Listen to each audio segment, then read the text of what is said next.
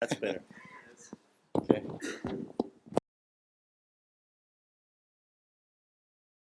Good? Oh, yeah. That's better. Yeah. So, types of processors. For example, a desktop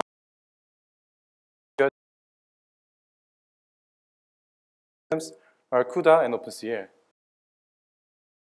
I focus on OpenCL. It's very similar to OpenCL, so the technique in this work can be applicable to CUDA as well.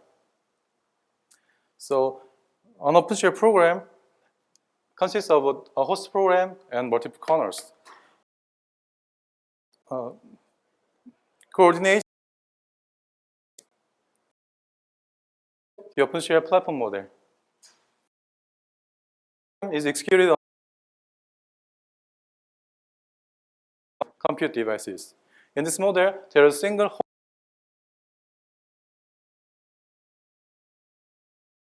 host and a set of CPU cores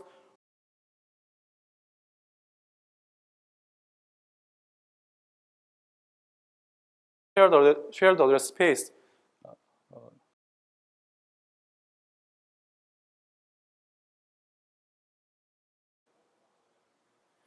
This shows the OpenCL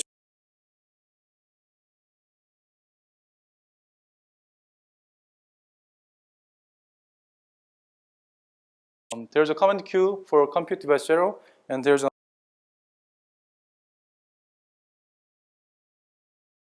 create buffer is an OpenCL host API function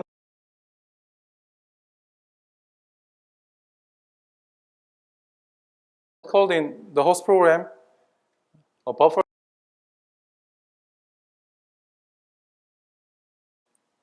And here in queue write buffer.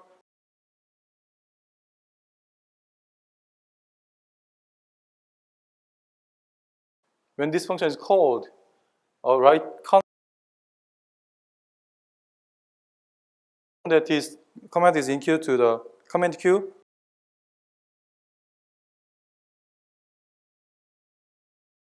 Host to device. At this time, the buffer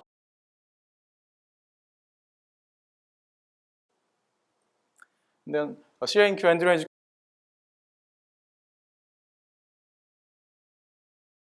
the kernel on the device.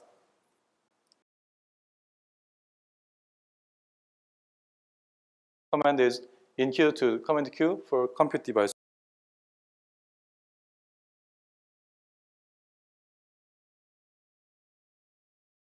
By the contents of the buffer. And then another sharing queue and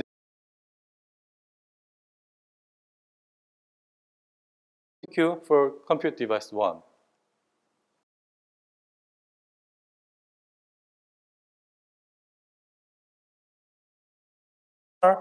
The compute device should bring the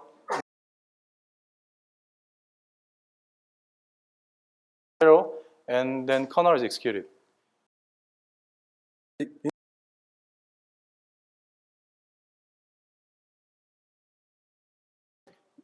Sharing queue read buffer is on.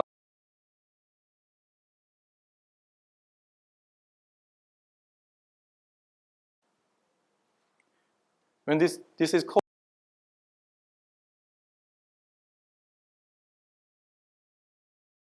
the command queue for compute device 1.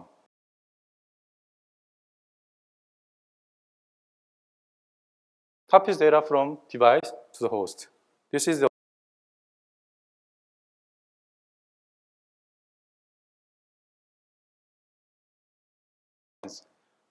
on the left side, you can see the two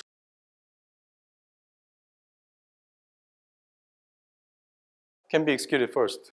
So if you want,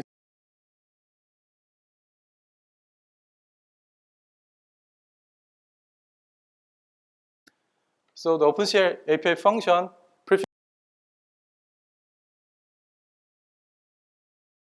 an object, and then these functions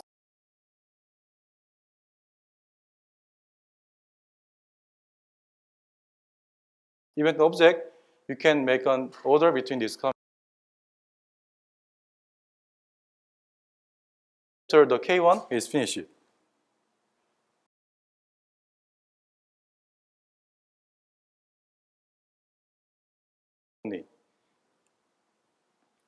Because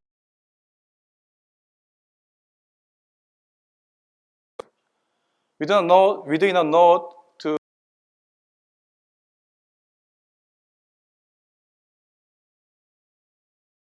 we have to use MPI to communicate. OpenCL together is very however, using MPI and OpenCL together is cumbersome and error-prone because programmers are forced to use two different program models. So there are many previous approaches over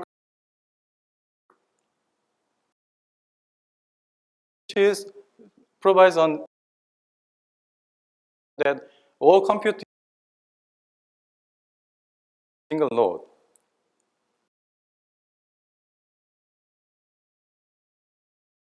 A common idea.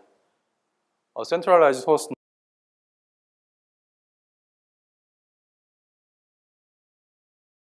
compute devices in other nodes execute.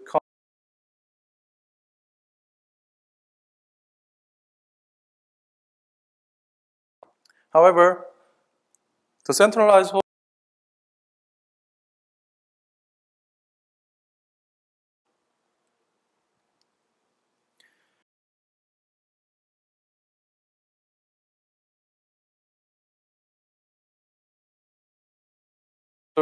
which is our previous work, evaluates itself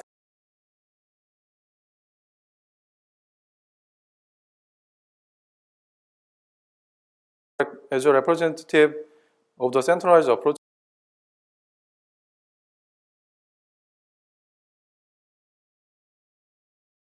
And this graph shows the performance of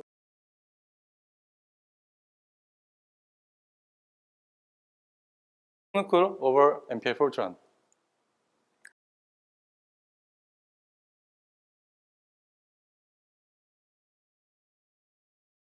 Overhead in MPI Fortran.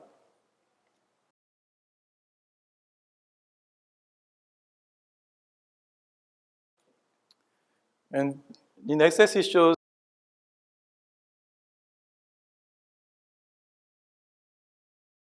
we use applications from MPB, applications from SNU MPB.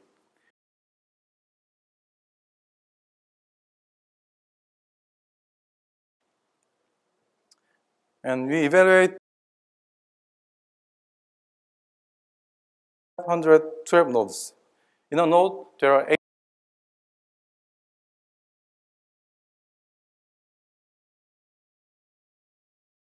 process, and for Snookle, a set of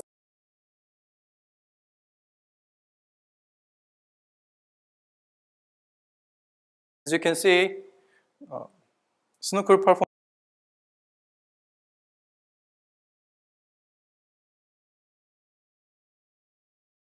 so we want to develop a scalable OpenCL framework for cloud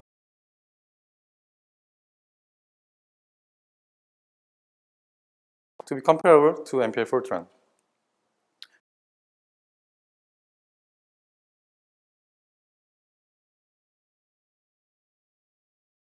We name this framework as SnookleD because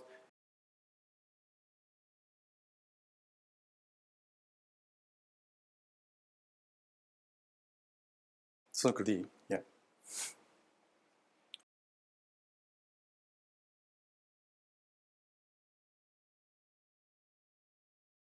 SnookleD executes the host program on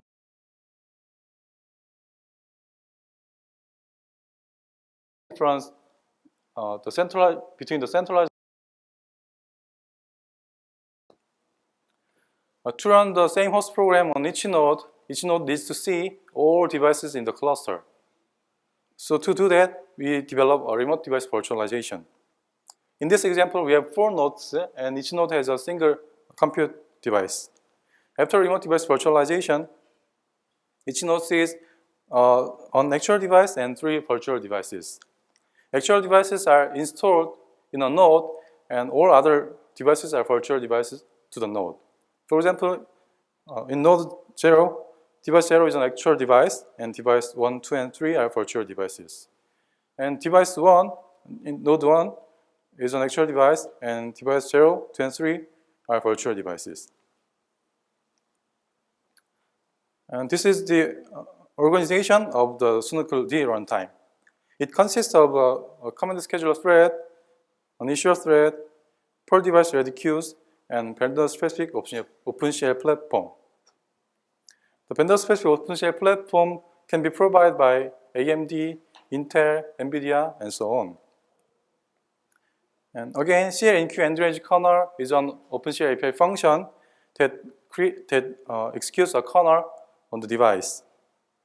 When the host thread calls this function, and a kernel command is created and enqueued to the command queue. And then command scheduler thread checks if this command is ready to execute. In this process includes the consistency management, which we will talk about later. And then if this command is ready to execute, then this command is delivered to the ready queue. And then the issuer thread delivers this command to the vendor-specific OpenCL platform. If the command is for a virtual device, then the process is the same until it is delivered to the ready queue. However, the issuer thread, if the issuer thread checks this command is for a virtual device, then the issuer thread discards this command. And then to implement SNOOCL D correctly, we have to solve some correctness problems. There are two problems here, and we will talk about consistency problem first.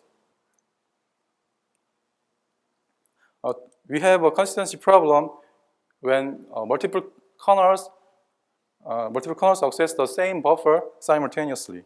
Let's see this example. The two kernels are executed on each device, and first kernel is executed on device 0, and second kernel is executed on device 1. Before executing the kernel, buffer bounded to each device. And then the first kernel on compute device 0 modifies the first data. And then the second kernel on compute device 1 modifies the second data. After the two kernels are finished, the next kernel is executed on compute device 2, and in this case, to get the latest value, compute device 2 should get the data from device 0 and device 1. In this case, it incurs complicated merging process. Instead of merging, SNOOCL D serialized commands executed simultaneously because the merging overhead is much more significant than serialization overhead. So let's see how it works. First kernel is executed on compute device 0, and it modifies the first item. And then the second kernel is executed on device 1 after the first kernel is finished. And at this time, before the kernel is executed, compute device 1 copies data from the latest value from the compute device 0. And then it modifies the second item. And then the second kernel is finished, the third kernel is executed. The compute device 2, before executing kernel on compute device 2, it should receive the latest data from compute device 1. So we serialize the simultaneous accesses, so we solve the problem. So there's no simultaneous accesses by multiple commands in SNOOCL D. However, we have a consistency problem even there's no simultaneous accesses. Let's see this example. The first kernel is executed on compute device 0, and it modifies the first item. Then the next kernel is executed on device 1. At this time, how do we know which device has the latest value? To do that, SNOOCL D maintains the latest device list for each memory object. Let's see how it works. And the first kernel is executed and modifies first item. And after the kernel is finished, the runtime records the compute device 0 in the latest device list for this buffer. And then when the second kernel is executed on device 1, the runtime checks the latest device list, and the compute device 1 knows the latest value is in the compute device 0. So it can get the value from the compute device 0. So far, we solve consistency problems, and we solve this problem by serialization and latest device lists. And then see the non-determinist problem. SNOOCLD performs command scheduling on every node redundantly. So if there is no inverse order between commands, command execution order can be different across nodes. In this case, it may cause a deadlock, data inconsistency, and etc. So in the single-threaded host program, we know that the order of shared enqueue function calls are fixed. It means the enqueuing order is fixed. So using this characteristic, SNOOCLD enforces the execution order of commands in the enqueuing order.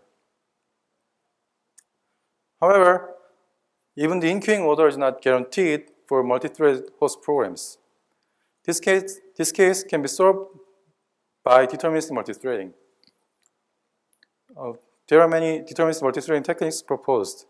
Using this, we can make the enqueuing order deterministic. However, single-threaded host programs are much more common in OpenCL programs. SNOOCLD assumes the single-threaded host programs, and we enforce the enqueuing order. And another non-deterministic problem is the non-deterministic result of a function call. The result of a function call can be different across nodes. The examples are file IO and SRAM. For this problem, we use global synchronization between nodes. After designating a root node, and the root node performs a call in the host program, the other nodes receive the result from the root node. So far, we discussed the correctness problems and present the solutions. And next, we will talk about optimization techniques of SNOOCLD. We define 4 runtime overheads of the centralized approaches. The command queuing overhead occurs when a command is enqueued, and the command delivery overhead occurs when a command is delivered to the delivered to the device. And then command scheduling overhead occurs between the point after the command is enqueued and the point before the command is delivered. And the last one is host data transfer overhead. This occurs when data is transferred between the host and the device. So let's try to reduce command delivery overhead and host data transfer overhead first. To do that, we propose a decentralization technique. As I mentioned, the host program is executed on every node by exploiting redundant computation and data replication. By using the remote device virtualization technique, SNOOCLD delivers commands to only actual devices. So far, by the decentralization technique, we can reduce the command delivery overhead and data transfer overhead. So this is the performance of the SNOOCL and SNOOCLD. The first bar here is the performance of SNOOCL, and second bar here is the performance of SNOOCLD with decentralization only. As you can see, as the number of nodes increases, the performance gap becomes larger in this case. Especially for 512 nodes, you can see about 5 times faster. SNOOCLD is 5 times faster than SNOOCL. And let's try to reduce the command scheduling overhead. For this, we propose a new API function, share attach buffer to device.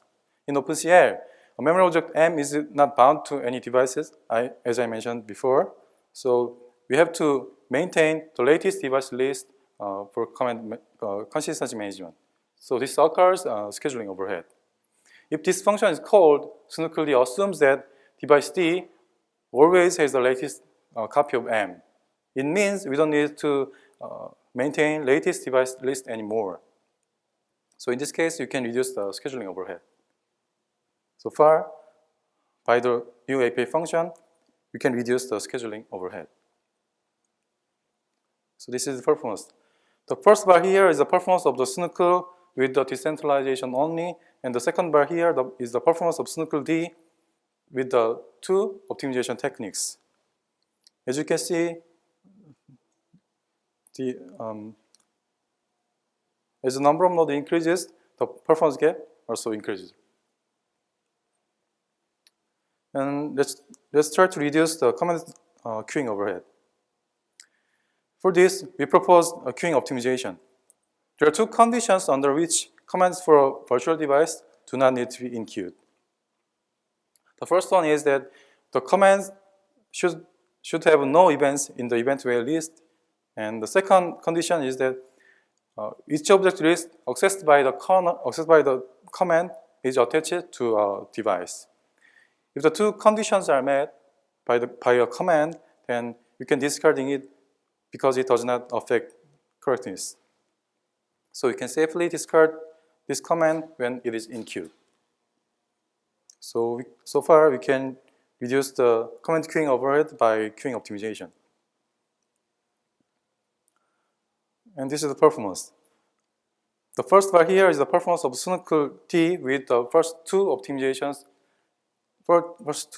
techniques, and second bar here is the performance of SNCL-D with all optimization techniques.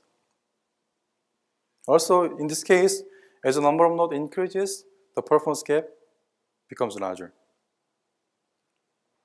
And this is the final performance result. In this graph, there's performance for MPI Fortran, SNCL-D, SNCL, and SNCL-D. Let's see SNCL and SNCL-D first. On average, SNCL-D performs always better than SNCL, especially for 512 nodes. SNCL-D is 15 times faster than SNCL. And let's see the MPI Fortran and SNCL-D. For 128 nodes, SNCL-D performs better or comparable to MPI Fortran. And for 512 nodes, MPI Fortran performs better than SNCL-D. It is because the amount of work in a corner for 512 nodes is much smaller than the amount of work in a corner for 32 nodes and 128 nodes. In fact, there are some cases SNCL-D performs much better than MPI. This is because there's a difference between the MPI Fortran and SNCL-D in communication frequency. For example, the number of MPI processes are 4 times larger than the number of compute devices SNCL-D, so it makes this difference. Yeah, there's one limitation of SNCL-D here. SNCL-D performs host program on every node redundantly. It requires more memory footprint. While the memory footprint of each device memory remains the same, the SNCL-D sacrifices host memory footprint. However, exploiting redundant computation and data replication is a common preferred practice in the large-scale computing. So we apply this technique to SNCL-D. On the other hand, if the host program requires more memory than available in a node, it is not possible to execute on both approaches. And this is conclusion. SNCL-D is a scalable and distributed OpenCL framework for clusters, and with SNCL-D, OpenCL programs for multiple devices can be efficiently executed on large-scale clusters. So far, we discuss two correctness problems, consistency problem and non-deterministic problem, and we propose the solutions. And we discuss three optimization techniques: decentralization, UAPA function, and queuing optimization to reduce the overhead of the centralized approaches. The source code of SNUCL-D will be available at this URL, snu.ac.kr on July 11, 2016. Thank you for listening to my presentation.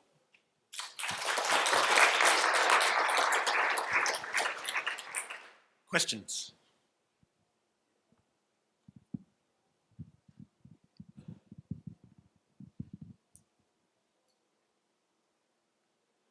Thank you for the very, I think, pedagogical talk. I mean, that was good.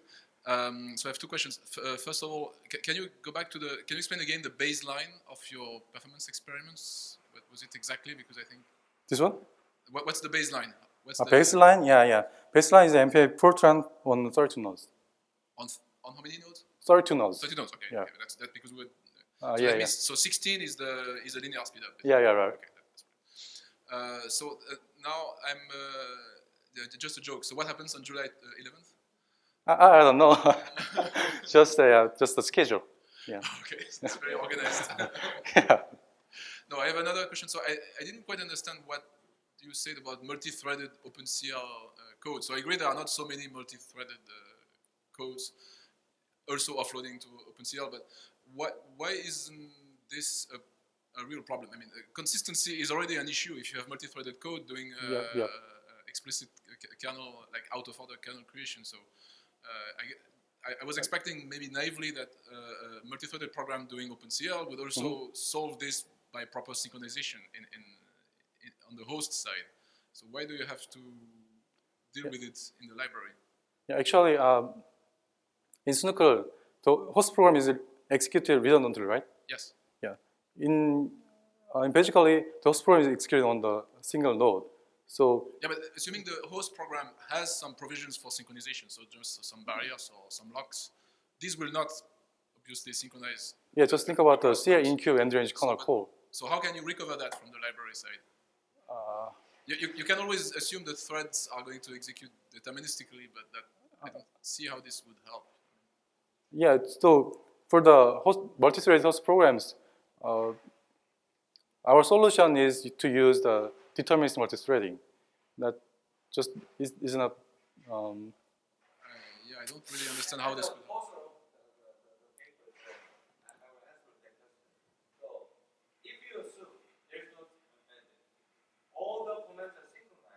Oh, you assume that all the synchronizations come from the OpenCL library. So you assume there is no synchronization outside of OpenCL host API. Right. Okay. Then you need deterministic because of the different comment scheduling order. Right? Most programs are, running on different nodes. Yes. So they have different scheduling orders depending on the schedule. Yes, but if you're maintaining the synchronizations across nodes. Between comments, then the comments can be the execute order. I agree with that. Yeah. Okay, that's the risk. We can take that offline, but I'm still not convinced this is a real problem. I mean, either you cannot solve it, or it's already solved. That's my impression. Right. It's already solved.